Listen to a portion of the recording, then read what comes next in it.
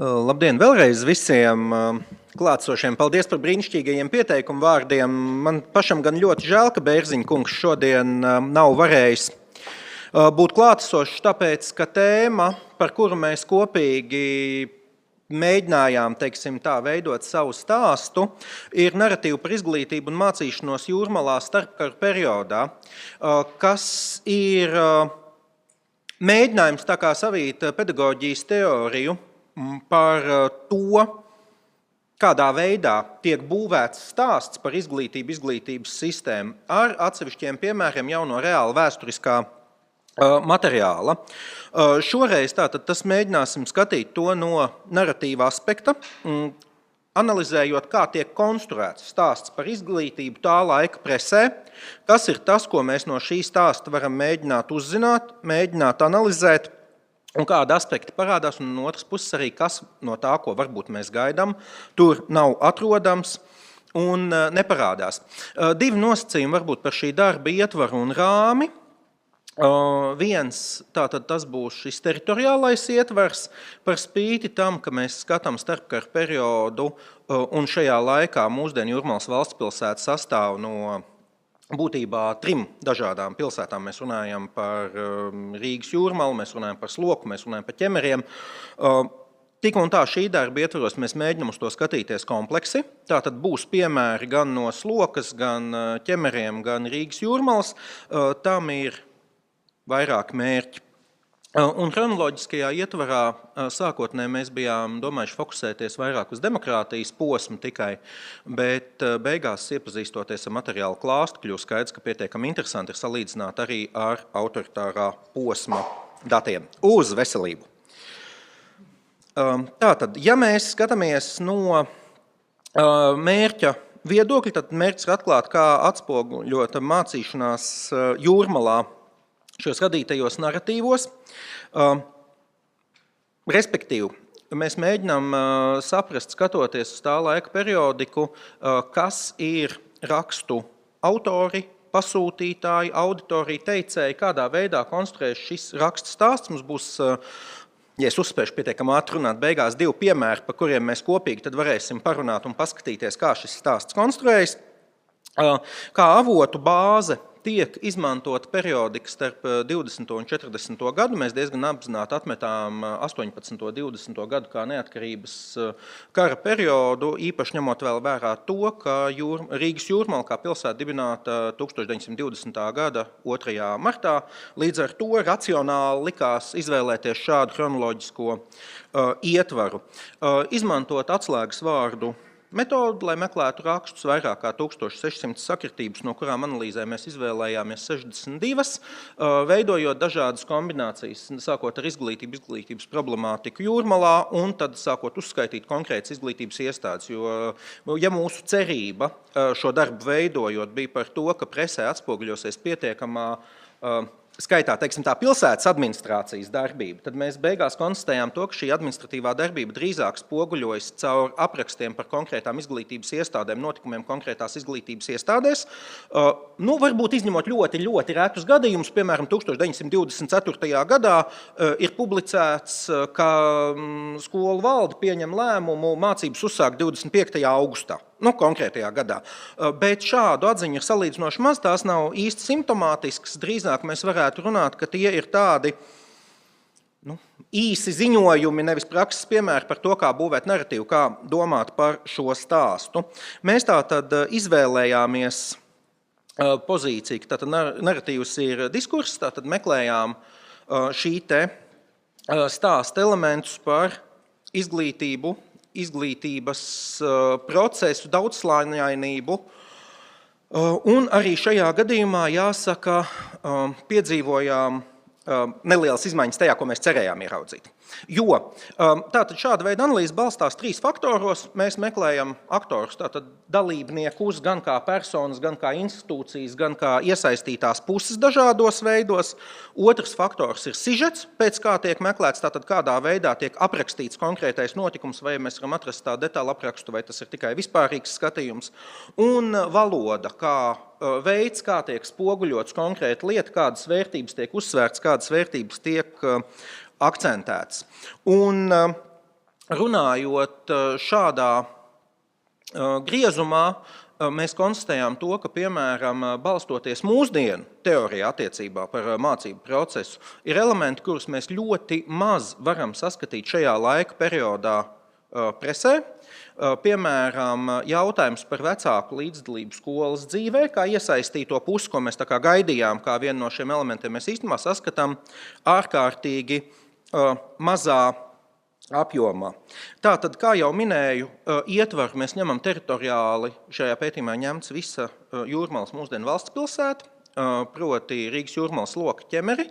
Tas ir darīts gan, lai ieturētu šo veselumu ideju šodien, gan, lai vieglāk salīdzinātu, vai tajā laikā ir nolasāms kādas būtiskas atšķirības. Un uzreiz šeit varu teikt, ka īstenībā būtiskas atšķirības tajā, kā tiek spoguļota mācīšanās izglītības process, nav saskatām. Vienalga, vai mēs skatāmies uz Rīgas Jūrmalu, vai Sloku, vai ķemeriem, un tas arī ir viens no salīdzinošiem te netik gaidītajiem secinājumiem.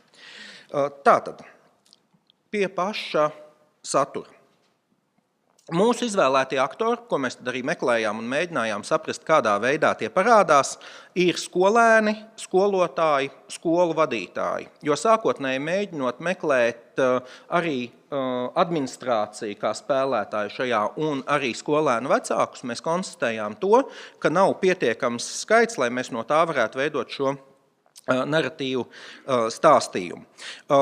Šajā laikā diezgan dzīvi parādās ideja par diviem dažādiem lielumiem – skolu kolektīviem un skolu saimēm. Attiecīgi, jūs redzat Majoru pamatskolas kolektīvu, kas ir 1929. gada fotogrāfija, kas tātad atspoguļo tieši šos skolas darbiniekus un salīdzinājumam blakus, piemēram, ir Jūrmalas pilsētas 3. pamatskolas, jeb Melluža, tātad skolas saime, viss šis kolektīvs, kas ir interesanti, ka tā ir 1933. gada fotogrāfija, kas ir pēdējais izlaidums šajā skolā konkrētajā ēkā. Tas saistīsies ar vienu piemēru, ko mēs ņemsim tālāk pēc tam, jo skola pārceļās uz jaunām ēkām, kas ir mūsdienu Jūrmalas valstspilsētas Pumpuru vidusskola. Tātad, skatoties uz skolu kolektīviem un skolu saimēm, mēs redzam zināmas atšķirības, kas iezīmējas tajā, ka tomēr šis skolas kolektīva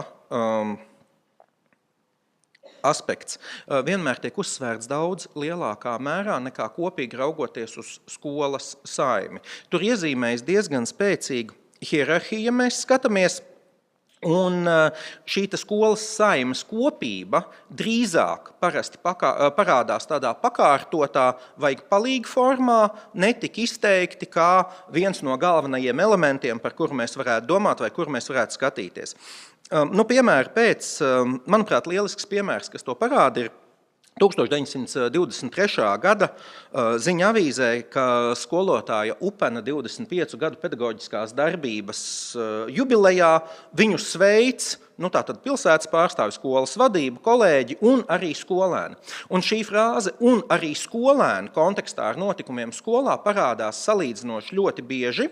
Un, ja mēs skatāmies uz periodiku, kas nav speciāli veidota skolēniem vai lai atspoguļot skolēnu darbus, no kā mēs arī to vienu piemēru paņemsim, īstenībā skolēnus kā individu mēs redzam salīdzinoši reti. Mēs viņus redzam drīzāk kā kolektīvu elementus. Vai tas būs visas pilsētas ietvaros, kā piemēram 1924. gadā publicētajā ziņā, ka tātad tieši vasaras saulgriežu kontekstā 22. jūnijā Mellužu parkā pulcējušies visu Jūrmalas pamatskolu skolēnu, lai dziedātu kora dziesmas un kopīgi nodziedājuši 10 dziesmas. Bet tātad mēs neredzam šo te individualitātes tādu izcēlumu. Visbiežāk šādos griezumos atkal, protams, mums eksistē izņēmumi, bet ja mēs skatāmies kā uz vienotu veselumu, tad tādu ir maz. Bet es vēlētos varbūt nelielu piemēru no 1935. gada Cīruļa izdevumu, tātad, kas ir izdevums, kur lielā mērā arī skolēniem ir iespēja publicēt šos savus sacerējumus, apcerējumus. Jo, manuprāt, šis izvēlētais skolēns sacerējums īstenībā labi parāda noskaņu, kādā veidā tiek sniegt šis naratīvs par to, kā ir jābūt veidotai skolēnu šai dzīvē, vai precīzāk drīzāk attieksmēm, pat nevis tieši ikdienai. Tātad sacerējums saucās Tintas Straips, tā ir Vizma Veida, 10 gadus veca Rīgas Jūrmalas 3. pamatskolas skolniece. Tas bija tā, reizes rakstīju, uz galdu nopilēja 2 tintas pilieniņi. Tad mamma man teica, ka pirms rakstīšanas galdauts jānoņem. Tomēr reiz šo nosacījumu neizpildīju. Tētis un mamma nebija mājās. Mājā biju tikai es, mana māsiņa Sarma un mūsu kalpone Milda, kuru mums ar Sarmu bija liela draudzene. Uz galda bija uzklāts mammas lielais izšūtais galdauts. Es to neievēroju un paņēmusi tintas pudelīti, sāku rakstīt.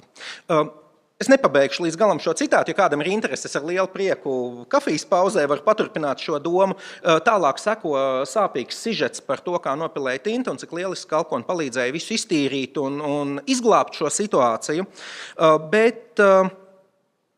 Un seko mammas ieteikums šo stāstu publicēt Cīrulī. Tātad mēs varam redzēt īstenībā diezgan daudz līmeņa šo stāstu būvēšanas piemēru, jo tas nozīmē, ka izvēlētais laikraksts tātad diezgan apzināti tomēr ir veids izvēle, kas attiecas uz likumisko audzināšanu. Ja mēs skatāmies, piemēram, uz likumiem tādā griezumā, kā šī paklausība, kārtība un galu galā beigās arī patiesība, jo tiek ļoti akcentēts tas, cik svarīgi ir šo patiesību tomēr sacīt, tomēr teikt. Vēl aspekts, kas var būt droši vien būs kā viens no tādiem pirmajiem secinājumiem, par ko mēs varam runāt. Ir jautājums par to, ka vide tomēr šajā stāstā par naratīviem ieņem daudz lielāku lomu, nekā varbūt šo pētījumu sākot mēs gaidījām.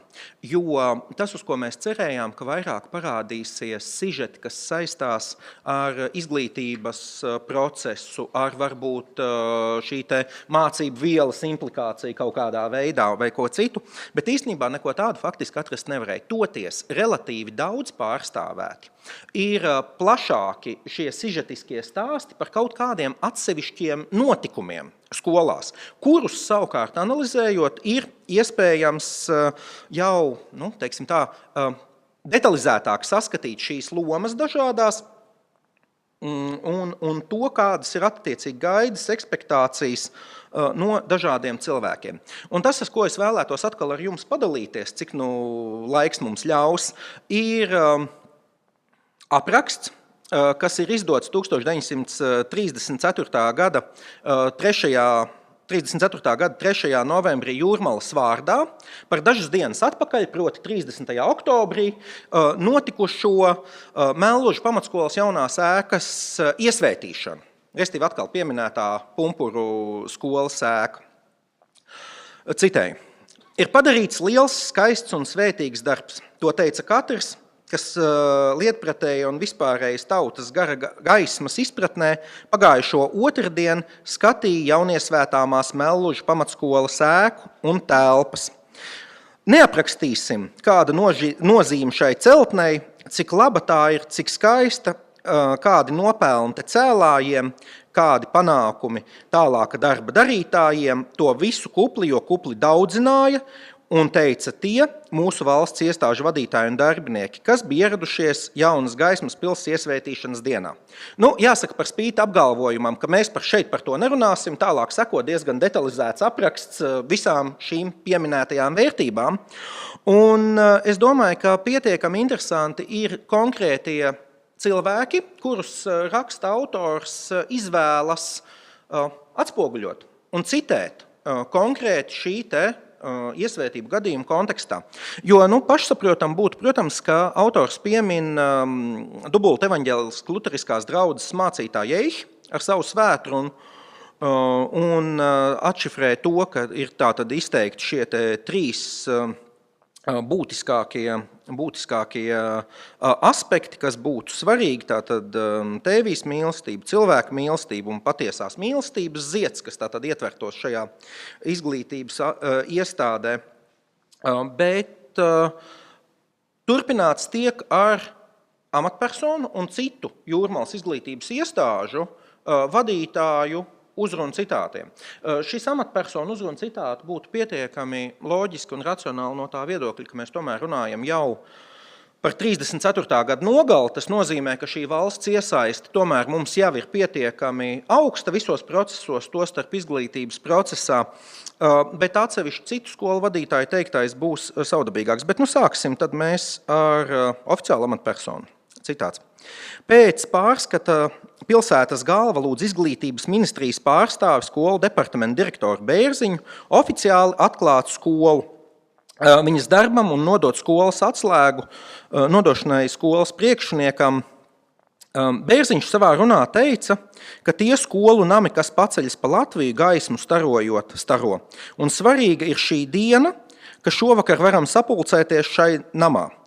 Un viņš izmanto ziemeļnieku parunu. Ziemeļnieku jūrniekiem esot bijis teiciens.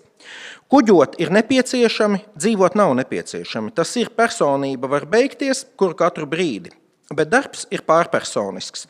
Cilvēces un sevišķi latviešu tautas garam par godu jāteic, ka tam piemīt tieksme, tikt uz augšu un izglītība ir tāda lieta, par ko ir vērts upurus nest. Tātad šeit mēs jau redzam īstenībā ļoti skaidru šo naratīvu stāstu par konkrētām vērtībām, īpaši akcentējot tātad gan šo izglītības vērtību, bet īpaši kontekstā ar doto fizisko vidi, ar konkrētajiem apstākļiem. Šī jaunā ēku būvniecība tiek īpaši akcentēta šajā gadījumā. Tas ir 34. Gada nogali, jo jā. Tātad Tautskola inspektors Breikšs sāk ar tautas dziesmu, aparot brāli ecējot, aparsim vagu galus. Tas ir darbu darot, tas jādara tā, lai viss stūrīši uzvert, izrdināt, nezāles izlasīts. Respektīvi visu laiku turpinās šīs idejas parādīšana un atkārtošana par tikuma nozīmi lielā mērā. Bet tajā pašā laikā citu Jūrmalas izglītības iestāžu šo te vadītāju runās parādās arī salīdzināmās kategorijas, ko mēs varam īstenībā diezgan ilgi redzēt, kāda ir savstarpējā attieksme pret atsevišķām vai nu izglītības iestādēm, vai drīzāk to telpām. Un, manuprāt, pietiekami interesants ir Majora pamatskolas priekšnieks Kujas teiktais, kur viņš, protams, saka apsveikumu vārdus, citēju, sirsnīgi priecājos, ka pašvaldības priekšgalā ir vīrs, kam nav trūcis enerģijas un drosmes pacelt bārenīti. Mellužu pamatskola starp Jūrmalas skolām tai godā, kādā tagad to atrodam. Un īstenībā šis ir pietiekami interesants jautājums, ja mēs skatāmies tādā kopējā griezumā, ko mēs redzam dažādos veidos caur šo te, Jūrmalas pilsētas izglītības naratīvu, ka par spīti tam, ka veids, kā mēs konkrētās skolās redzam šo atainojumu par stāstiem, veids, kā mēs redzam, tiek atainoti skolu vadītāji, teiksim, šie citāti, tie būs diezgan līdzīgi, bet tajā pašā laikā savstarpēji komentāri, ko, piemēram, Mellužu skolas direktors ir teicis par sloku vai par ķemeriem, mēs redzam kaut kādu tomēr šo te joprojām stipri atšķirīgas lietas. Tātad par galvenajiem secinājumiem, jāsaka diezgan vispārīgi izglītības iestādes tātad attīstoties pielāgojas tātad šīm attiecīgi kopienu sociālajām un arī citām vajadzībām. Īpaši, ja mēs skatāmies 20. gados, tiek uzsvērts skolas saistība tieši ar šo sabiedrības modernizāciju un personības kā individu attīstību, kas, starp citu, kā jau minēju, ir interesanti, jo, ja hipotētiski tiek uzsvērta šī individu attīstības lielā nozīme, tad mēs ļoti maz redzam šo pašu individu uzrādīšanu, piemēram, presē atsaucoties uz bērnu veikumu. Tāpat publiskajā telpā īpaši tiek akcentēta izglītības loma kā kultūras veicinātājam un piešķirts arī šim personīgajam īpaši skolu vadītāju devumam. Bet noslēgt es tad gribētu droši vien ar to, kas faktiski neparādījās. Tas, ko mēs meklējām, ko mēs gaidījām un ko mēs gandrīz neredzējām, un proti mēs ļoti maz redzējām kurortu un sezonalitāti. Kurorts un sezonalitāte drīzāk parādījās stāstos par vasaras nometnes iespējām, par atpūtas iespējām, par konkrētiem atpūtniekiem, viesiem pludmalē, bet ne tādā mērā, kā mēs to gaidījām. Liels paldies, un šim, es ceru, būs turpinājums.